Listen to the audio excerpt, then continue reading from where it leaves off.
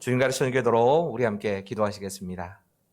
하늘에 계신 우리 아버지, 아버지의 이름을 거룩하게 하시며 아버지의 나라가 오게 하시며 아버지의 뜻이 하늘에서와 같이 땅에서도 이루어지게 하소서. 오늘 우리에게 일용할 양식을 주시고 우리가 우리에게 잘못한 사람을 용서하여 준 것 같이 우리 죄를 용서하여 주시고 우리를 시험에 빠지지 않게 하시고 악에서 구하소서. 나라와 권능과 영광이 영원히 아버지의 것입니다. 아멘. 우리 함께 찬송가 544장을 함께 부르시겠습니다. 500.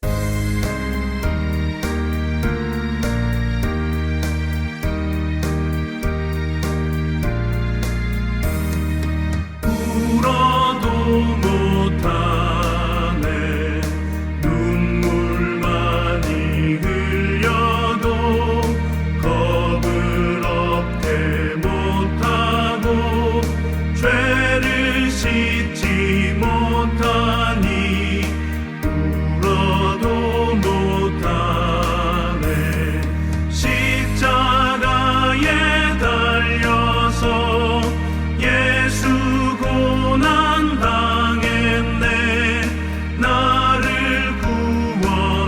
구원하시니 예수밖에 없네 힘써도 못하네 말과 뜻과 행실이 깨끗하고 착해도 다시 나게 못하니 힘써도 못하네 십자가에 달려서 예수 고난 당했네 나를 구원하시리 예수밖에 없네 참아도 못하네 할 수 없는 죄인이 흉한 죄에 빠져서 어찌하니 죽을까 참아도 못하네 십자가에 달려서 예수 고난 당했네 나를 구원하시리 예수밖에 없네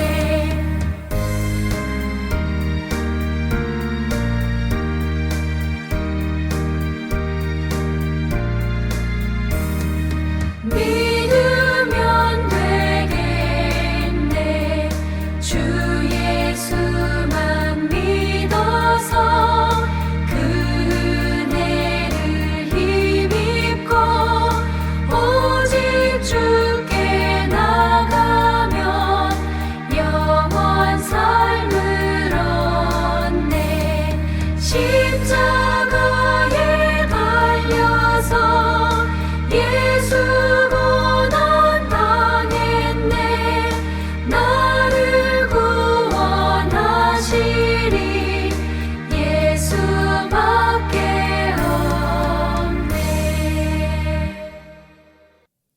이 시간 우리에게 주시는 하나님 말씀은 출애굽기 6장 5절에서부터 8절까지의 말씀입니다. 출애굽기 6장 5절에서부터 8절까지의 말씀. 제가 봉독합니다. 이제 애굽 사람이 종으로 삼은 이스라엘 자손의 신음소리를 내가 듣고 나의 언약을 기억하노라.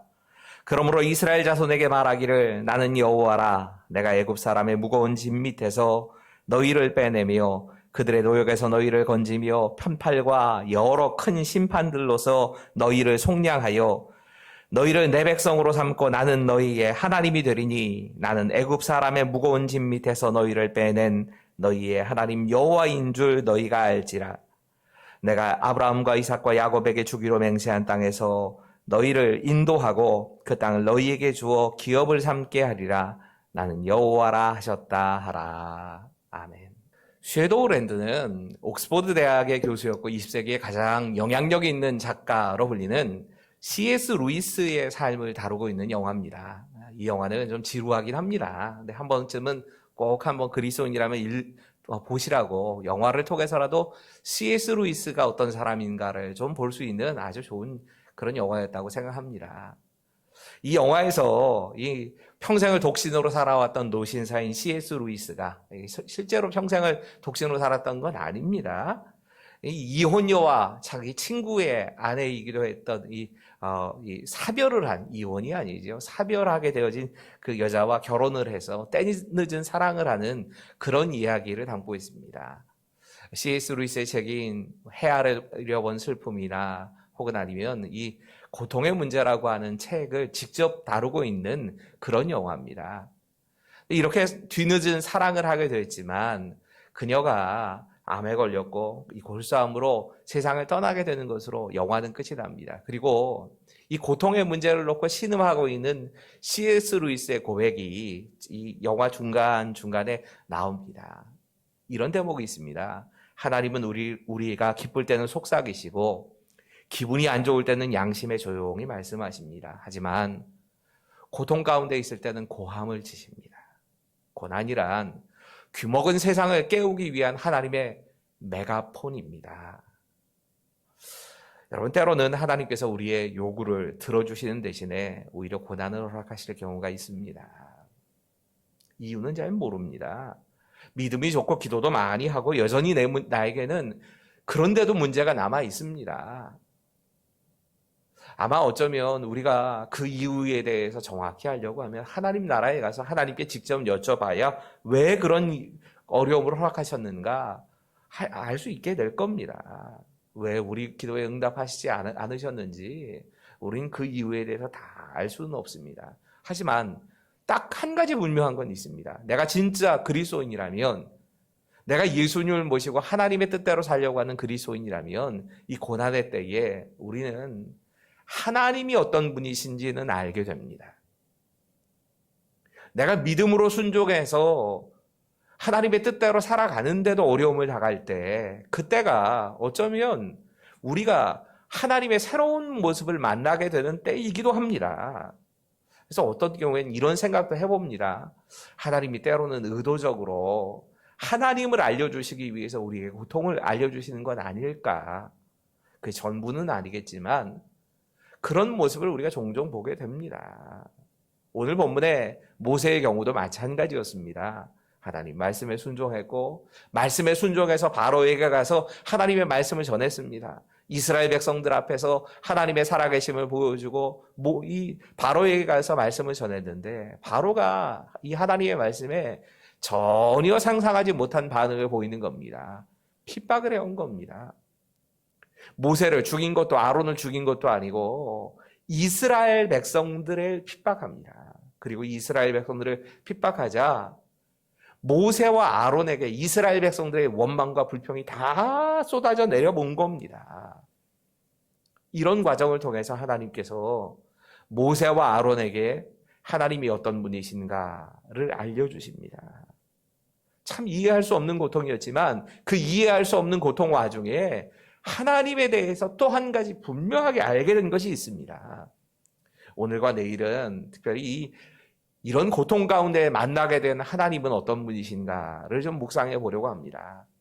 사실 앞부분을 더 먼저 해야 되는데 그보다는 이 뒷부분이 더 중요하다는 생각이 들어서 이 뒷부분 먼저 우리 묵상해 가면서 하나님이 어떤 분이신가를 생각해 보려고 합니다. 여러분, 고통 가운데 우리가 만나게 되는 하나님의 모습은 하나님은 우리 고통까지도 알고 계시다는 겁니다. 우리 함께 5절의 말씀을 함께 읽습니다. 시작. 이제 애굽 사람이 종으로 삼은 이스라엘 자손의 신음소리를 내가 듣고 나의 언약을 기억하노라. 여러분, 하나님께서는 이스라엘 백성의 신음소리를 듣고 계셨다 말씀합니다. 그들에게 관심을 갖고 계셨고 그들의 고통의 결박을 끊어주기 위해서 그들의 신음소리에 대해서 관심을 갖고 계셨습니다. 여러분, 생각해 보셔야 되는 건 이겁니다. 왜 이 말씀을 모세에게 하셨을까? 이유는 간단합니다. 지금 너의 기도, 모세의 지금 신음소리도 하나님이 듣고 계시다는 겁니다. 그 사실을 알려주시기 위해서 모세에게 이렇게 말씀하신 겁니다. 지금 모세가 마음속으로는 내가 하나님 앞에서 옳은 일을 하고 있는데, 하나님 기뻐하시는 일을 하고 있는데 왜 나한테 어려움이 닥쳤을까? 이 마음과 함께, 아니 왜 내 마음도 몰라주시나, 내가 버려진 것이 아닌가 하는 그런 마음을 모세가 동시에 가졌을 겁니다. 모든 믿음의 사람들이 그랬습니다. 하나님 앞에 하나님 죽여달라고 호소했던 욥이나 엘리야나 예레미야와 같은 마음이 그런 마음이었을 겁니다. 심지어 예수님조차 십자가 위에서 나의 하나님 어찌하여 나를 버리셨습니까? 이렇게 고백을 합니다. 하지만 여러분, 그때 우리가 기억해야 되는 건 하나님은 우리의 신음소리에 귀를 기울이고 계십니다. 우리를 아십니다. 우린 버려진 게 아닙니다. 우리가 고통 가운데 만나야 하는 하나님은 나의 고통 가운데서도 나와 함께 하시는 그 하나님 만나야 하는 겁니다. 두 번째로 하나님의 모습을 우리가 좀 살펴봐야 되는 건 무거운 짐 밑에서 우리를 구원해 주시는 그 하나님을 우리는 만나야 합니다. 우리 함께 6절의 말씀을 함께 읽습니다. 시작. 그러므로 이스라엘 자손에게 말하기를 나는 여호와라 내가 애굽 사람의 무거운 짐 밑에서 너희를 빼내며 그들의 노역에서 너희를 건지며 편팔과 여러 큰 심판들로서 너희를 속량하여. 하나님께서 우리의 구원자가 되신다고 말씀합니다. 우리를 누르고 있는 것들이 있는데 그 누르고 있는 모든 짐에서 하나님께서 손을 대시면 그 짐이 다 사라진다고 말씀하십니다. 무거운 짐도 끝이 나고 고역도 끝이 나고 그들을 채찍질하던 그 애굽 사람의 채찍도 끝이 나게 될 겁니다. 그런 노역에서부터 하나님께서 편팔과 여러 가지 큰 심판들로 구원하시겠다, 속량하신다 말씀하십니다. 두 가지 생각해 봐야 되는데요. 여러분, 이 5절서부터 8절까지의 말씀을 쭉 우리가 읽으면서 발견하게 되어지는 하나님의 모습은 하나님이 다 하신다는 겁니다. 여러분, 구원의 역사에서 사람이 하는 역할이 없습니다. 하나님이 다 하십니다. 우리 이렇게 말씀하십니다. 내가 애굽 사람의 무거운 짐에서 너희를 빼낸다. 내가 그들의 노역에서 너희를 건진다. 내가 편팔과 큰 재앙으로 너희를 구속한다. 내가 너희로 내 백성 삼는다. 내가 너희의 하나님이 될 것이다. 내가 아브라함과 이삭과 야곱에게 주기로 약속한 땅으로 너희를 인도한다. 내가 그 땅을 너희에게 주어 기업을 삼게 해주겠다. 하나님이 다 하신다는 얘기입니다. 여러분, 구원의 역사에서 우리가 할 수 있는 역할은 아예 없습니다. 하나님이 다 하십니다. 이게 중요합니다.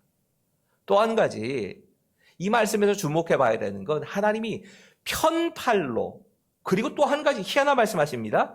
여러 큰 심판들로 너희를 구원한다고 말씀하십니다. 우리는 하나님의 표심팔로 우리를 안아주시고 보호하시고 지키시는 이 하나님에 대해서만, 그렇게 하나님이 우리를 구원하신다라고만 생각을 하는데, 하나님 그렇게 말씀하지 않으시고 편팔로도 구원하시지만 여러 가지 재앙을 통해서도 하나님의 구원이 이루어진다 말씀하신 겁니다. 우리를 구원하시는 하나님의 역사는 우리의 상상을 초월합니다. 여러 가지 다양한 모습으로 하나님께서 우리를 구원의 길로 인도하십니다. 그때 우리에게 중요한 건 그 뒤에서 일하시는 하나님 보는 겁니다. 편팔로 우리를 지키시는 하나님에 대해서만 보는 것이 아니라 때로는 재앙을 통해서도 하나님께서 우리를 구원의 길로 인도하시는 것, 이 하나님에 대해서 발견하고 그 하나님을 의지하는 것, 이게 우리가 해야 될 몫입니다. 마지막으로 우리가 이 본문에서 만나게 되어진 하나님의 모습은 이런 겁니다. 7절과 8절의 말씀입니다. 같이 읽겠습니다. 시작. 너희를 내 백성으로 삼고 나는 너희의 하나님이 되리니 나는 애굽 사람의 무거운 짐 밑에서 너희를 빼낸 너희의 하나님 여호와인 줄 너희가 알지라. 내가 아브라함과 이삭과 야곱에게 주기로 맹세한 땅으로 너희를 인도하고 그 땅을 너희에게 주어 기업을 삼게 하리라. 나는 여호와라 하셨다 하라. 여러분, 하나님께서 모세에게 이렇게 약속하시지요. 내가 이스라엘 백성들을 나의 백성으로 삼아주겠다. 여러분, 이 말 한마디면 끝나는 겁니다. 하나님이 우리를 자녀로 삼아주신다. 그러면 끝나는 겁니다. 여러분, 이 말 속에는 하나님이 우리의 모든 것을 다 책임지신다는 말이 그냥 포함되어 있는 겁니다. 그것 한 가지면 끝입니다. 하나님께서 우리의 하나님이 되어주시면 그러면 이루어지는 일이 뭡니까? 애굽 사람의 고역에서부터 그 무거운 집에서부터 우리를 구원하신 일도 하시고 하나님께서 우리를 노예 생활에서 끝나게 하시고 구속해 주신다. 그리고 죄에 더 이상 매여서 살지 않게 하신다. 쭉 말씀하십니다. 이런 구원의 역사로만 하나님이 끝나신 게 아니고 다시 이렇게 말씀하세요. 약속의 땅으로 인도해 주신다. 여러분 지금까지 그들을 얽매이고 있는 무거운 짐이나 또 이 모든 것들 다 하나님께서 제거해 주신 것이 끝이 아니고 하나님이 약속하신 그 약속의 땅까지 이스라엘 백성들을 인도해 주십니다. 이게 하나님의 백성들이 누리는 복입니다. 우리가 이 땅을 살아가면서 때로는 그냥 예수를 믿은 것으로 끝 이렇게 우리가 생각할 때가 많습니다. 그렇지 않습니다. 예수님께서 우리에게 이 땅에 오신 이유를 설명하시면서 양으로 풍성한 생명을 얻게 하기 위해 오셨다고 말씀합니다. 여러분 이 땅에서 예수를 믿고 구원받은 것 그것도 참 감사한 일인 것 맞습니다. 하지만 그와 동시에 하나님이 풍성한 삶으로 우리를 인도하시는 그 인도하심도 맛봐야 합니다. 하나님이 약속하신 땅까지 우리를 인도하시는 것을 경험해야 합니다. 더 나아가서 그 약속의 땅을 우리에게 기업으로 주신다고 말씀하십니다. 인도하시고 끝나는 게 아니고요. 누리게도 해주십니다. 이게 하나님의 백성으로 우리를 삼으신 목표입니다. 그 열조들에게 약속하신 그 모든 것에 대해서 이제는 누리는 삶도 살아가게 될 것이다. 고난이 끝이 아니고 고난 위에서 하나님을 만나야 되는 이유가 여기에 있습니다. 여러분 우리가 어려움을 당할 때에 하나님은 우리에게 새로운 눈을 달아주십니다. 이전에 알지 못하고 경험하지 못했던 그런 여러 가지 것들에 대해 경험하게 하십니다. 그 중에서 가장 중요한 건 내가 이전에는 경험해보지 못했던 하나님의 또 다른 모습을 고난을 통해서 알고 느끼고 경험하는 겁니다. 하나님은 우리의 고난 중에도 우리를 잊지 않고 계십니다. 하나님은 우리를 구원하시고 우리를 자기 백성으로 삼아서 책임져 주십니다. 그런 하나님을 만나는 시간, 그때가 고난의 때입니다. 오늘 기도하시면서는 이 말씀 붙잡고 기도하시지만 동시에 오늘은 좀 북한을 위해서 기도했으면 하는 마음이 있습니다. 이 신년 행사에 북한이 뭐 이렇게 행사하는 것들을 뉴스로 보는데 참 마음이 아팠습니다.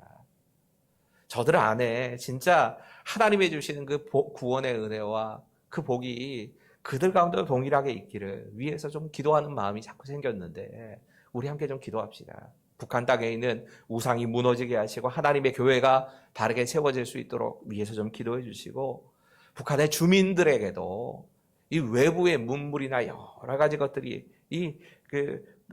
것들이 전해지는데 지금 전해지고 있다고 하는데 그것이 너무 좋게만 느껴져서 그 물질에 마음 빼앗기고 세상에 눈을 돌리고 그래서 오히려 더 쉽게 타락하는 그런 일들이 북한 땅에 일어나지 않기를 위해서 정말 예수님을 자신의 삶의 주인으로 삼는 그런 복이 북한의 주민들에게도 있기를 위해서 우리 함께 오늘은 말씀 붙잡고 기도하시고 좀 북한을 위해서 기도하시고 개인적으로 같이 기도하시겠습니다. 우리 함께 잠깐이지만 기도하겠습니다. 기도하시지요.